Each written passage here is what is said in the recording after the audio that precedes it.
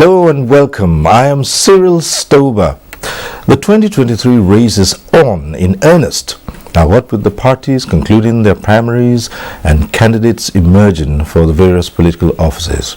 However, a close look at the entire process reveals some interesting features that were unknown before now. A major aspect of this is how the Electoral Act as amended impacted the primaries and how this may throw up some surprises in the concluding part of the 2023 general elections. Plus, money politics. Is there a way to stem the trade in money for votes? My guest is a professor of political science. He's currently Deputy Vice Chancellor Administration, University of Abuja. Let me also say here that he was a democratic governance expert, DG2, a UN basket fund for democratic consolidation, and a political party specialist, International Republican Institute, IRI. Let's welcome Professor Sadiq Abba. Prof, thanks for joining us on One-on-One. Thank you. Good morning. Well, the race is on, as we said, and political parties are now positioning themselves for when the whistle will be blown and they'll start putting themselves up for offices. But let's look at the build-up to it, particularly from the position of the primaries. What did you observe across board? There are three fundamental issues that really became noticeable during the last party primaries. First and foremost, we should start with the Electoral Act itself, most particularly the part that dealt with the issue of parties' primaries in view of the no window again for somebody to engage in a primary in party A and then jump if he could not make it jump to party B. See, I think this is a positive development democratically and politically, most particularly politically in Nigeria. And also we were able to notice also during the primaries INEC resolved to play by the rule, which is very commendable. I believe I dove my hat at the leadership of INEC that though at the 11th hour they became a little bit flexible by adding 6 more days, but notwithstanding, it is a very welcome development. It is a commendable development both politically and democratically also. And third and the most important notice, which is very unfortunate, is the role of money in the primaries. I think it's unfortunate, it's a negative development, and to some extent it's going to impact negatively on the entire process from now till the end of the elections next year. And I believe the challenge now to all democratic stakeholders in Nigeria is to come together as a team to address this particular issue fairly and squarely once and for all. So these are some of the issues that came up during the primaries, and I think also in the last 22 years or 23 years since 1999, when we returned to democratic this Fourth Republic, I think I have not noticed the level of Nigerians' interest in the political primaries like today. So in fact there was a lot of engagement by Nigerians, either conventionally or through the conventional means, but through direct participation or active political participation, or through the social media outlets. So it shows that the level of political consciousness or political participation is a bit high, but there's a big question mark on that. This level of political participation of Nigerians, the interest shown by an average Nigerian, and the engagement and the commitment shown by Nigerians, how far can they carry it into the general elections? All right, let's look at one or two issues that you particularly mentioned. That's one, money, the role of money in the last primaries. We saw situations where some aspirants give money and they did not get the returns in terms of votes. Yeah. They turned around and demanded a refund of whatever monies they had given. Yeah. Is that a positive development? Yes, yes. I think if you look at it from both ways, either from the political angle or from the democratic process, is a positive development. So you've gone at the days when people just now group themselves into political voting cartel, and now mobilize Nigerians as delegates, and now should change them because both ways they should change both the delegates and the aspirants. Now they go to the aspirants and say, we have so delegates in our control. If you are going to pay aspirant A, pay so is ready to pay so. So if you can act with so amount, we are going to deliver the delegates to you. So they get from aspirant A and aspirant B, and at the end of the day they will only vote one person. So I think we are learning either positively or negatively, but I think it's part of the typicality and the peculiarity of Nigerian system, that even at that level, at least, though it's a wrong situation for both the delegates and the aspirants, yet the aspirant has that particular what do you call it, audacity now to call back their own political democratic investment from the delegates. So I think it's a welcome idea, but I think we should take it further. How do we do that? My advice is this: when next we are amending the Electoral Act, I think we should put it within the Electoral Act that anybody who paid delegates, you understand, both the delegates and the aspirants should be penalized, and such penalties should be defined appropriately in that particular act, so that we can stem money politics in the party primaries. Well, let me come to you this way. You're a political scientist, and I've heard people say that perhaps it's the kind of system that we practice that leaves room for huge sums in politics. For instance, even the parties, we saw parties requesting huge amounts for aspirants to pay for expression of interest, and some Nigerians were a bit scandalized by that. But some people explained it and said, well, it's the nature of a presidential system which we are practicing, and it's necessarily expensive. Is that true? No, it's not true at all. And I think we have what you call a system decay democratically in Nigeria from the point of a political party system.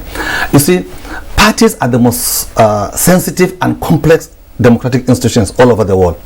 It is easier to be an aspirant or a candidate, but the most difficult thing to do in a democracy is to run a political party. So, and over the years, either through era of omission or era of political commission, we abandon political parties to aspirants and to candidates. I remember in the Third Republic, where we had SDP and NRC, government was funding the parties, and the right of ownership of those parties were taken away from the citizens, both for SDP and for NRC. So this culture developed in such a way that Nigerians now are no longer interested in being an active party member. So the money bag had to now fill the vacuum, and now it goes to the highest bidder. So honestly, it's worrisome. It creates a lot of concern that now somebody who makes his money from only God knows where will just come out and buy everybody in the process, and people are clapping for them. So I think, like I've said earlier, we have to come heavily and seriously through institutional and structural measures, either constitutionally or conventionally through the Electoral Act, or through party constitutions and regulations, so that at least there's going to be a ceiling, and both the government and the citizens must unite in addressing this issue, so that at least nobody will feel that he's being victimized or he's being punished. So, but honestly, Mr. Cyril, the culture of at least putting 100 million naira for a mere expression of interest form, and people are there are a lot of speculations, and I don't know how far it's true, but there are elements of truth in that delegates were being given tens of thousands of dollars to vote. Honestly, it's unfortunate. It's an unfortunate development for Nigeria, and I blame an average Nigerian citizens who remain aloof from the affairs and activities of party system in Nigeria. The question has been raised that if you purchase a form for 100 million, in fact, some people have done some kind of analysis. I'm not in a position to say whether it's correct or not. That if you pay 100 million to express interest, to aspire to an office that cannot remunerate up to half of that amount, what exactly are you doing? Is that not a way towards engaging in corrupt practices? Certainly, it's an invitation to trade. That is corruption. That because you know that you are even to express interest, you paid 100 million naira, and you need billions to go into actual primaries if you win the primaries, into campaigns and the rest. And an average salary, maybe they say 37 million take home per year. Certainly you know why you are going there, and in a country whereby the challenges are monumental and you are putting all this money, so it's no longer a process of going to serve. It's an investment with an expectation to recoup that your investment. So my understanding is this: we should be able to have models. There are a lot of party system models all over the world that Nigerian parties can model, and unfortunately there is no single political party in Nigeria. I stand to be corrected because I have been engaged or involved with Nigerian political parties since NRC SDP days. There is no single political party in Nigeria that is institutionally structured to have an operational ideology or a model system whereby there is an understanding or a study tour arrangement or capacity building arrangement between Party A in Nigeria and Party B in a developed democracy elsewhere. So, and this type of arrangement, it helps a lot in developing the capacities of our party managers in Nigeria. But unfortunately, there is none. And I remember between 2003 and 2012, I tried as much as possible. I was in the team that processed the emergence of IPAC as a stopgap solution for these parties. But unfortunately, the Nigerian typicality and Nigerian mentality robbed off this particular opportunity. And you see what IPAC has turned out to be in Nigeria. So we need political party managers who are ideologues by principles, who are political party experts by training, and who has Nigerians' interest in their hearts and party system in their hearts, so that at least they are not translating their own positions into a means to an end rather than an end in itself.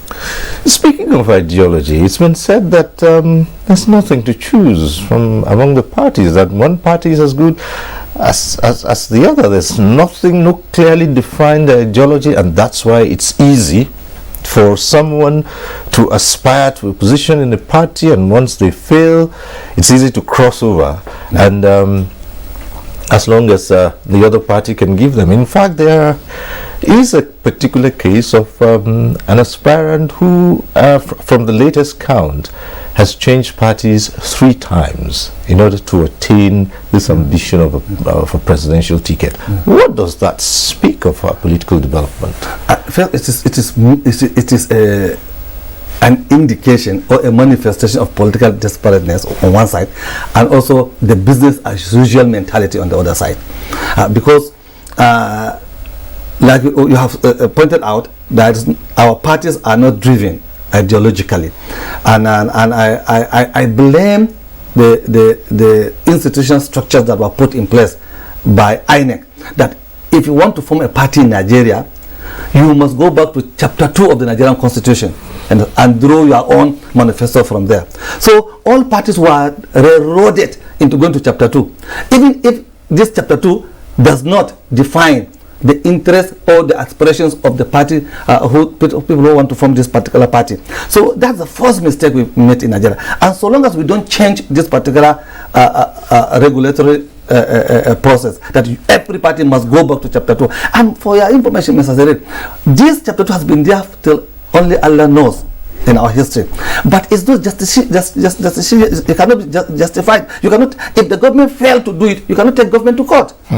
So why are we always pretending or deceiving ourselves too much? So my advice is that parties should be allowed to now bring up their own documents based on INEC requirements, but they should be given the free will and free hand to choose which ideology, which principles of life that they want to put as a driving mechanism for their political parties. And this is the reason why in Nigeria it's very, very difficult to find a party that has followers who are united on one single principle, based on unanimity of purpose or commonality of interest. There's no such party.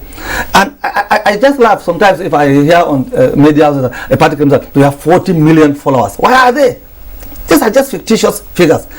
We are the largest political party in Africa. It's a lie. We are going to do this. They're all make-believes. So our desire is that we, as a nation now, if we want to move out of this quagmire, political quagmire, we should be able to now have an institutional process of party membership, starting from the family. How many of us at the family level sit down to discuss party system, democratic process in Nigeria, political activities? None. In Nigeria, statistics has shown that less than 4% of Nigerian families engage in political discussions, even at their own leisure time. And even this 4%, they zero it down within their own locality. They don't, they zero it down on national. They don't discuss about their locality. So they focus on national. And if you want to solve problems in a society or in a nation, you start from the beginning, from the grassroots level, from the local. Every politics is local. So this ideology it cannot fall from heaven with the rain. It has to be consciously, deliberately, and purposefully enshrined, not only within the Constitution and Convention of Nigeria, but within the national lives of an average Nigerian. Does it surprise you, Prof, that among the parties, each one wants to present a presidential candidate? People have asked the question, is it not possible for a party to begin to impact at the local level and then move up to the state and then to the national? But every party that is formed wants to present a presidential candidate, wants to have a president, and very little attention is paid to local councils and the rest of that. You see, this is part of the challenges of our democratic process in Nigeria. I believe INEC made a mistake from the beginning, that every party will have access to presidential ballot. It's a wrong move. It's a wrong decision. You see, parties grow accordingly within the process. If you register a party, I will tell you that for this coming election, you don't have access to ballot box at the national level or even at the state level. You start at the local government level. And at local government level, your performance at the local government level will determine whether or not you will have access to the ballot at the state level. And your performance at the state level will equally determine whether you will have access to the ballot at the national level. National include both the president and the National Assembly. So these are some of the ways that they develop democracy all over the world follow. But in Nigeria, somebody will wake up from the wrong side of his bed in his bedroom and then go to his bank and withdraw money, find good lawyers, write manifesto, write constitution, and apply to INEC. I want to register a political party. And the day his party is registered, INEC will give him access to the presidential ballot. That's why it makes even the process of voting president in Nigeria very cumbersome for INEC, very challenging, and the process of mobilizing voters. That's why you see in Nigeria, 72 million Nigerians will register to vote. On election day, less than 25 will come out and vote. So it's the process. We have to change the entire process. And access to ballot has to be defined based on party performance at subsequent elections. That's the only way we can.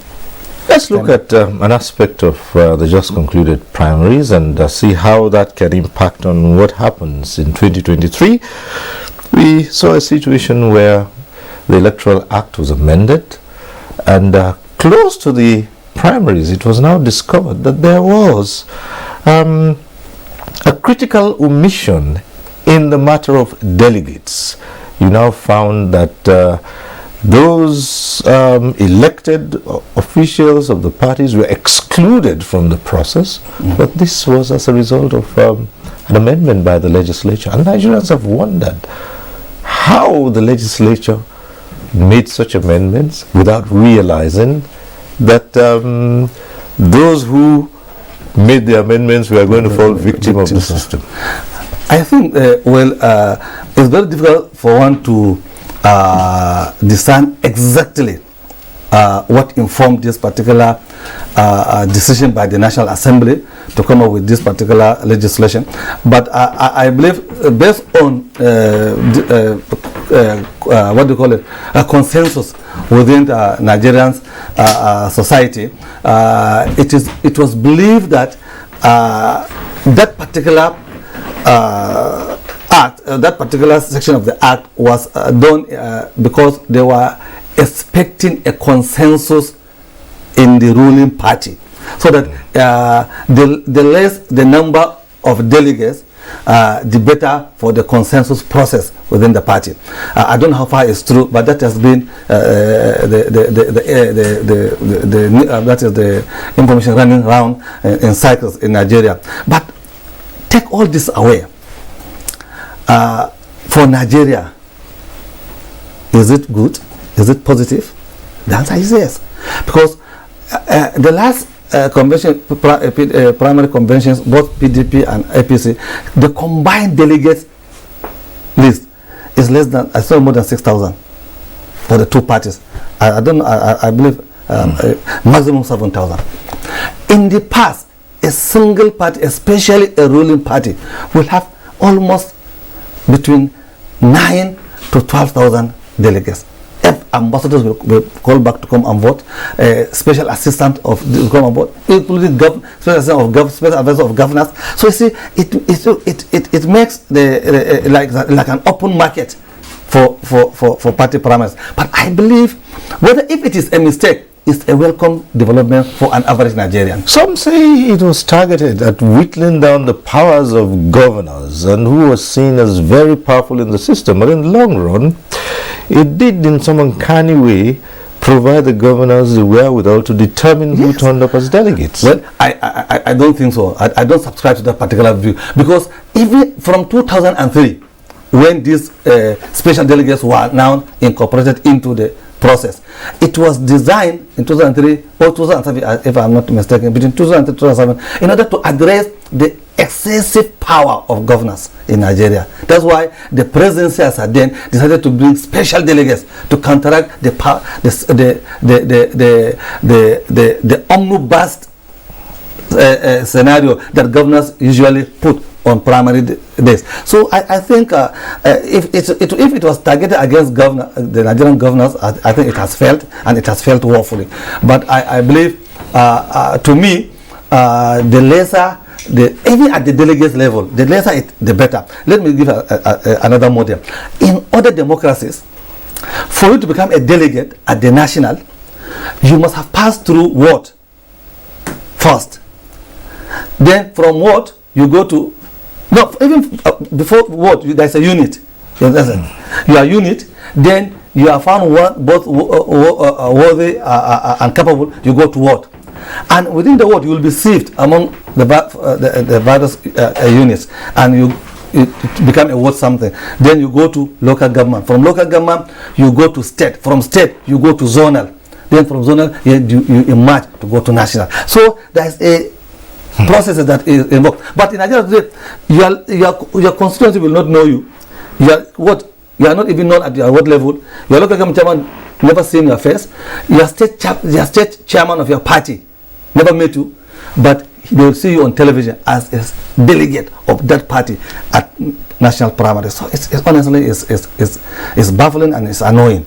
So we have to find a way, even to how I like what the Electoral Act did by removing a lot of special delegates from the party primaries. Is good, and I hope we are going to consolidate on this achievement.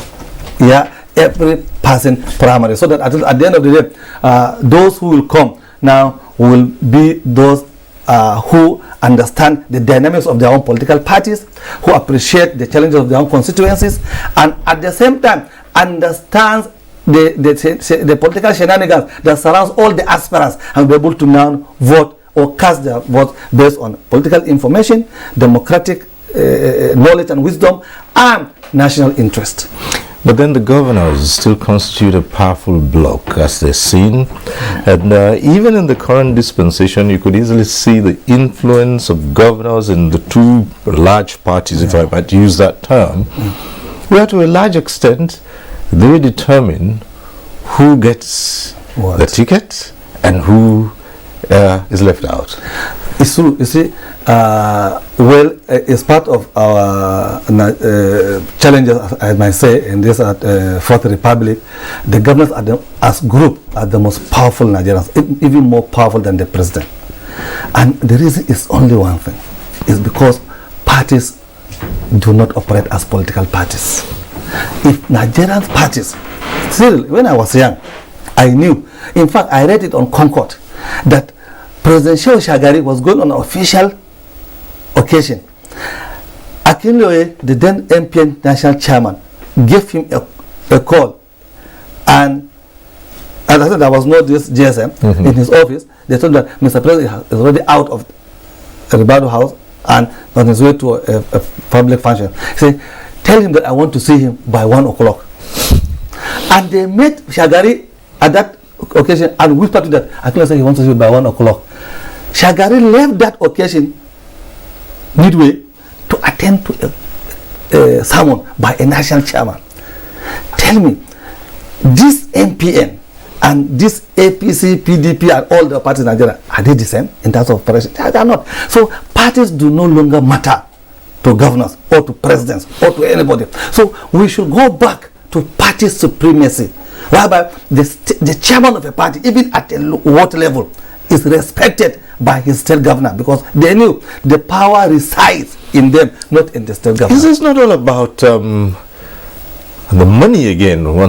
Because here you have the president is the leader of the party, the governor is the leader of the party, the chairman, is the leader there. And people say, isn't this because it is the elected officials who have access to state funds, and that's how they run the parties? No, it's true. It's because of the money issue. But also, don't forget that, don't blame the leadership alone. Blame the followership. How many Nigerians are active party members who pay their dues monthly? 15 naira. So 15 naira. They don't pay. A Nigerian will sit down in his village or in his town abusing leaders. When you ask him or you ask her, among all these 18 political parties, where do you belong? He tell you no. Youth will be agitating. Ask an average Nigerian youth, are you a card-carrying member of any of the 18 political parties? The answer is no. So if you abandon those parties to the money bags, to the powerful governors and the senators and the president, why should you turn around and blame them for doing what they are doing? So to me, the only antidote or solution to this excessive influence of governors and presidents in Nigeria is for Nigerians to wake up from their own slumber democratically and join political parties. Because even the managers of parties in Nigeria are riffraffs. Look, according to statistics in 2011 by an international NGO, only 9% of Nigerian party managers are capable of running parties. Today, when I asked in a roundtable conference in Abuja few months back, we revisited this statistic. From 9, we have 3.4. So out of the 18 political parties, only 2 or less than 2, one and some the other parties not that have capacity to manage party system. And when they were invited, out of the 18 national chairman of parties, because they invited only 4 per party. National chairman, national organizing secretary, woman leader, and youth leader. Each party, 4 of them were invited. Cyril, they asked a woman leader, what is the name of your national chairman? She didn't know. They asked a youth leader, what is the motto of your political party? Slogan of your political party? He didn't know.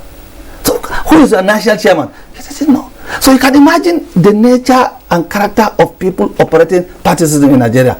They asked a national chairman of a party to recite national anthem of Nigeria. He couldn't. So, and these are the people. Why? Look, are you surprised that the governments are now remote controlling them? It has not, because Nigerians abandon parties. These parties are the only structures democratically recognized to serve as what? As vehicle for candidate selection processes. But we have abandoned it. Sadiq Abba is not a card-carrying member of any political party. I'm not interested in how parties are run in Nigeria, but I expect miracles politically and democratically in Nigeria. It's not workable. It's not done. We have to. Nigerians must be mobilized from family to schools, through media, through churches and masjids of the Muslims, through every open opportunity to mobilize Nigerians, and let's enter this party. If the governors know that they are going to meet Cyril Stoba sitting in a hall as a member of a party, he will think twice what he is going to say or what he is going to do. But because we are not there, I'm not there.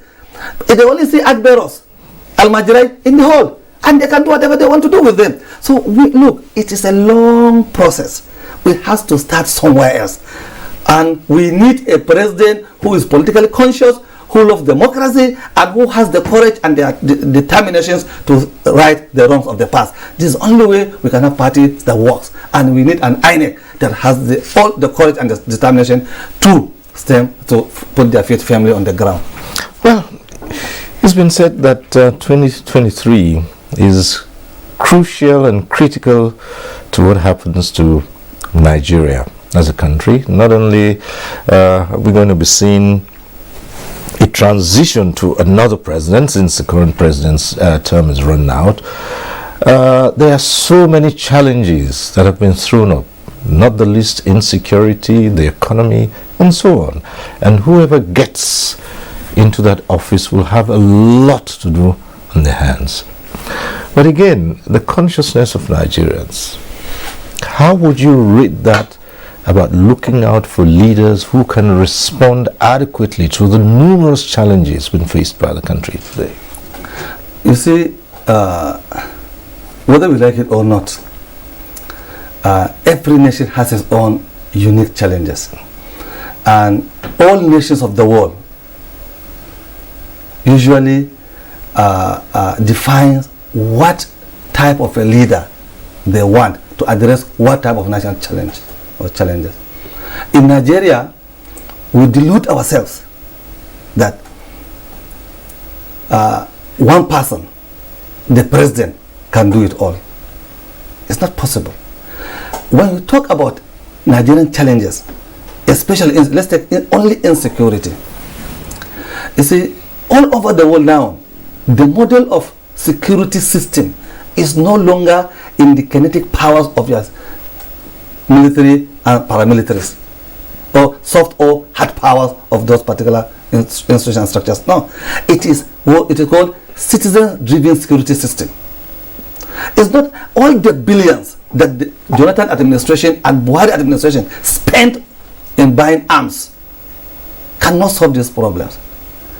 Look, Cyril, if you bring in billions of dollars of ammunition for Nigerian army and Nigerian police to fight banditry, kidnappers, and insurgents, while an average Nigerian soldier or police is holding a gun that is bought with billions of dollars, is hungry, is malnourished, his life and well-being is not secured constitutionally and conventionally, and if he dies in that particular war front, after 3 months, they will eject his family out of the barracks and put another one there, and they become destitute. The morale will be low. That is the reason why in Nigeria, go and investigate Cyril. If they post Nigerian army and Nigerian police to the war zones, to fight banditry, their families will be crying. But if they post the generals, the commanders, their families will be celebrating because money will be coming in. So there is a gap. So look, if in 2023, I'm very sorry, are there signs on the horizon, political horizon, that those who are coming, the 18 presidential aspirants, those who are coming, are there signs that they really have an idea of what this insecurity entails, both internally and externally? Do they have the capacity? If they have the capacity to address the internal angle of the insecurity, do they have the international connections and international understanding of fighting the monster that is pushing this insurgency internationally? That's the question. And even the internal actors of the insurgents and the banditry. What I don't mean the foot soldiers, I mean the actors, the political actors who fund, who motivate, who drives the insurgency and the banditry. Look, the Nigerian security system, the SSS, whatever, they are one of the best in the whole world. They provide information. There is nothing that is hidden to them, and they provide it. Do they have the political will to translate this security information into a political activity, so that we can see the end of this insurgency or insecurity? So look, Abuja said any insurgency that lasted 48 hours has the hand of the sitting government in it, because without its hand it will be taken care of. So, but for years, from 2009 till date, same issue. Nigerian army that we respect, look, even Nigerian police, if they are well motivated, they will take care of this insurgency. So we need a president who understands the political challenges involved in taking decisions. We need a courageous president. We need a courageous vice president. We need political class that has the temperament to take decisions without recourse to the next election, because that is the danger there. Every political actor in Nigeria, if you place a political decision on his table to sign or not to sign, he will face about thing that then my second term election, how can that impact on that, positively or negatively? That's it. So we need a madman in Nigeria who will deal the consequences of second elections and take decisions. We need somebody who can look them in the face and say, you either stop this thing within 24 hours or I'm taking you headlong in 48 hours. This is the political class. But do you see any sign of them among the 18 presidential aspirants who is ready and willing to be a madman? Sankara says, there can never be any political change without some elements of political madness. You must be mad before you take political decisions that can impact on social change. But I pray, as a Nigerian, I don't have any nation apart from Nigeria, I pray among them, one of them or two will turn into political mad people and they'll take that decision in 2020. But so far, it is a bleak environment. You see, again, what is the position of the place of the followership in all of these? It's been said that sometimes people have good intentions, but the minute they step into office, the system, now I'm wondering what is the system, where the system sucks them in, and they change, and within a short time, they become part of it. You see, everybody is talking about system. This system does not exist on its own. You create it. You say this Nigerian system can if you go into villa, you'll be consumed. Who consume who? We have people. Look. Go and read post Obama this thing and how his experience in White House, how even his chief of staff wanted to bottle him up, how he wriggled out. So look. I used to get annoyed that there's a system. First and foremost, I like your opponent's statement that what about the followership? This is a very fundamental question. What about Nigerians? How many Nigerians are willing and able and capable, consciously and deliberately, are ready to now join a leader, not a ruler, to change this unworkable system? These are questions. And it has to start from the family. Say, look, in countries that have successful security systems all over the why that they have because of that successful security system through citizens-driven security system, because citizens drive security, not states. That they are able to promote themselves from a welfare states to well-being states. So, like you have said, Nigeria needs Nigerians to go and vote, not because somebody is a Muslim or a Christian, a Northerner or a Southerner, a Hausa, a Fulani, Hausa, Kanuri, or Yoruba, Igbo, Dibio, because he has the answers to the Nigerians' problem. And we have, no, if you look around, among the pretenders, there are one or two you can pick. I don't want to campaign for anybody, but I am 100% sure if you are a conscious nation, if you are sincere to ourselves, if the Nigerian Muslim goes to the mosque to pray, he is sincere to his Allah. If the Nigerian Christians that go to the church to pray, they are sincere to their God, wallahi, they know who to vote and hand over Nigeria to. But we are all pretenders. The Muslims and the Christians, we are all pretenders. We go to mosque, we think that Allah Akbar is the only thing about Islam, or Hallelujah is the only thing about Christianity. It's a lie. Leadership is so fundamentally an issue that it goes beyond your religion is between you and your God. What I say Allah Akbar is between me and my God. So I should go on the day of judgment. Allah will ask me, why did you put A and deny B as leaders? I should have a solution answer to that. So let's go and vote a Nigerian. Look, if the 18 of them are not capable, let's change them. Must we vote the 18 political parties? We can do a referendum. We don't need. Look, find somebody. Was Shonekan voted into power? Yes. And this democracy, must it go through election? Must it go through voting? This ritual of periodical elections? A nation can have a referendum. Look, we need Cyril Stoba. He has done A, B, C, D in the past. So put him as president, put him as senate president, put him as governor. So we don't need to go periodic elections. So we need followership.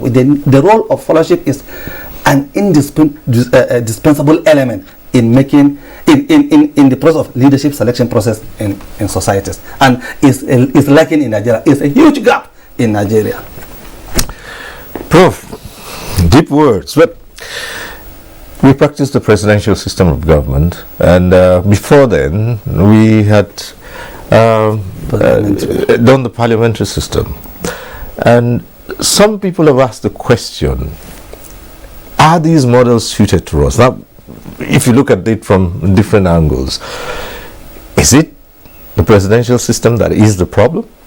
Or was it the parliamentary system that created the problems for us? But some people even point to some countries of the world who can neither be described as presidential or parliamentary or even combined. Like France, they have a mixed, and they're progressing. And some, in fact, there are still some that you might refer to as not the kind of democratic countries that we espouse. So what is the issue here? Is it the system, or is it the people, or it's the way that it's been practiced? I think that first and foremost, before I answer these questions, Alexander Pope says, for forms of government, less fools contend. What is best practice is best. It is not what the system that you practice in your country, whether presidential, parliamentary, whether theocratic, whether aristocratic, what do you call it, royalty, like in Arab world. It is not what is important. What is important, you should practice a system that is service-oriented, service delivery-oriented. A system that understands the yearnings, the demands, and the aspirations of an average citizen on the street. A system that speaks to historical and cultural values. A system that an average citizen will have a say and a right to change you as and when due. So look, there are countries, like you have pointed out, Cyril, that they have succeeded under democracy. There are countries that are succeeding under parliamentary. France is having mixture. If you look at Indonesia, Malaysia, Taiwan, Singapore, Hong Kong, what system did they practice? Look, if you don't want to go outside the world to borrow models, within Nigeria, what system did the Yorubas operate under Alafina system? It's one of the best in the history of mankind. But because we are stupid as nations, as people, we don't celebrate our own.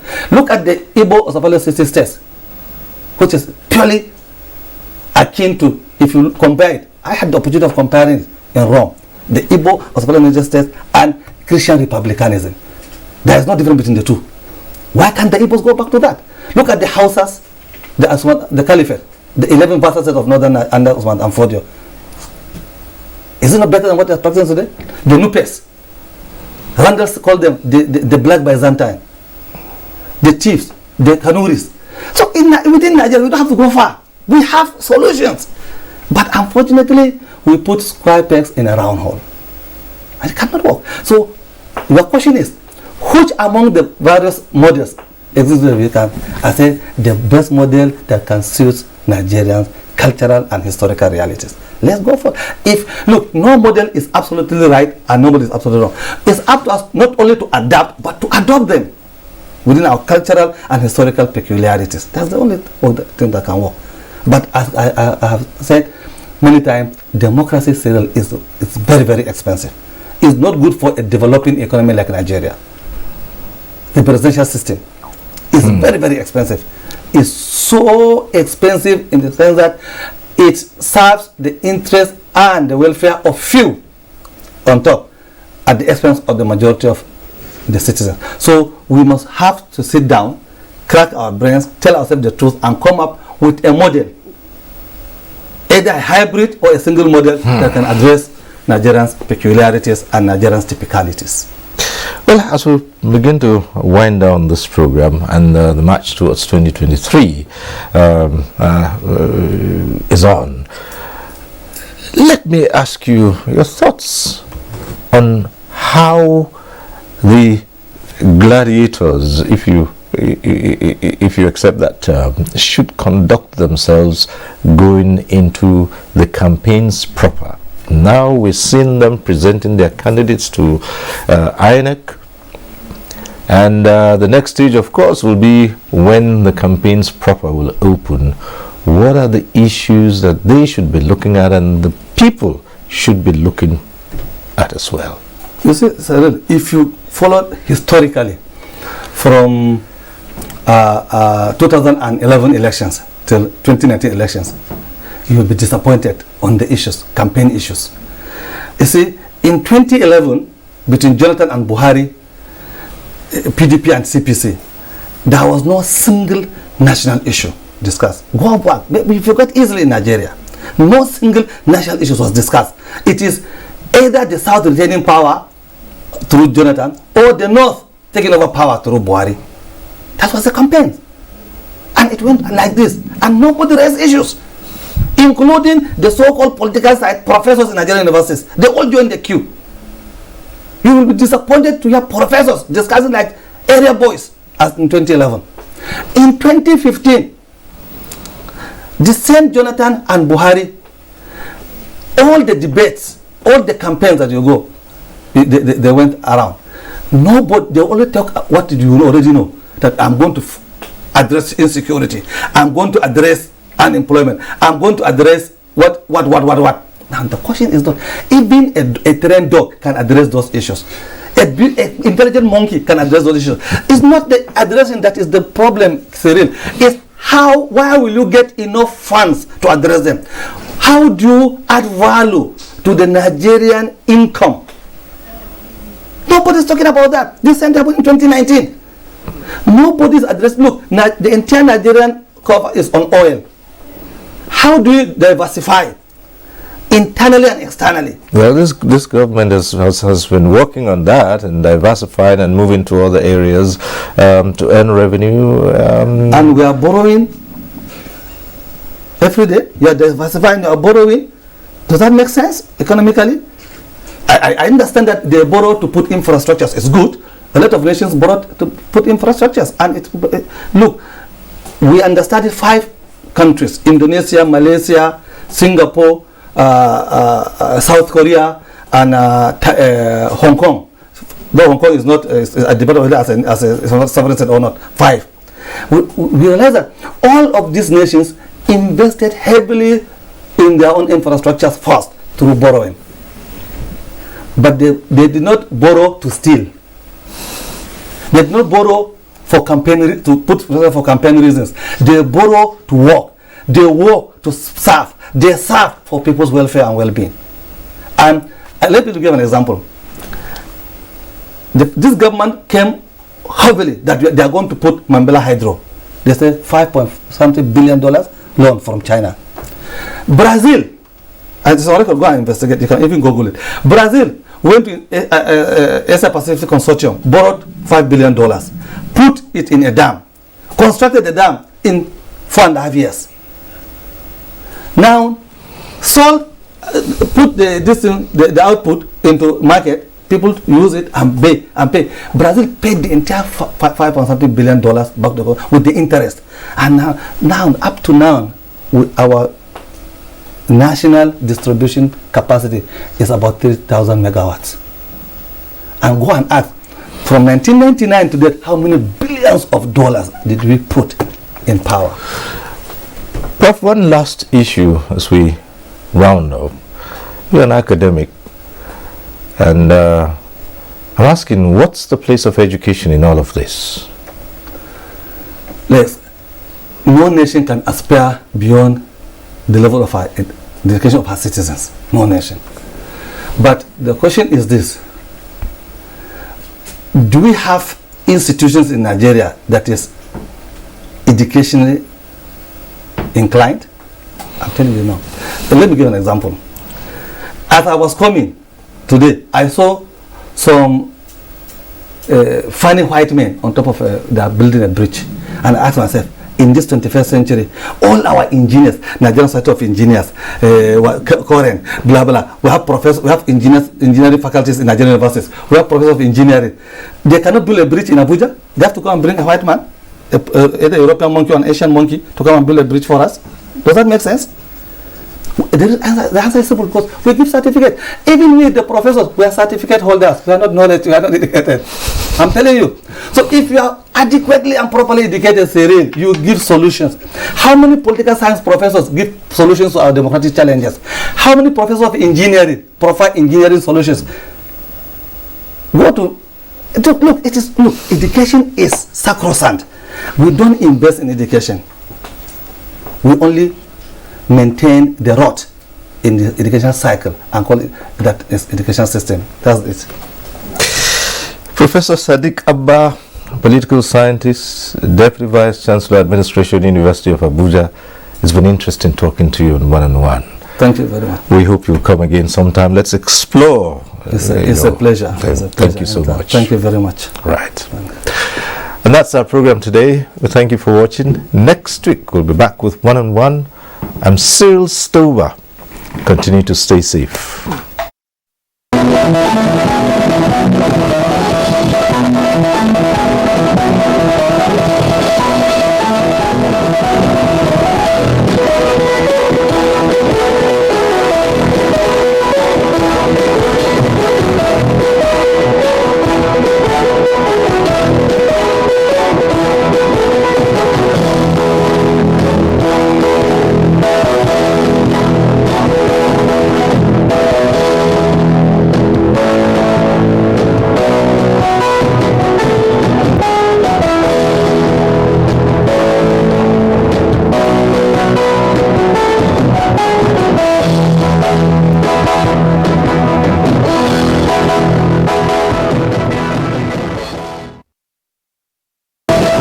Thank you.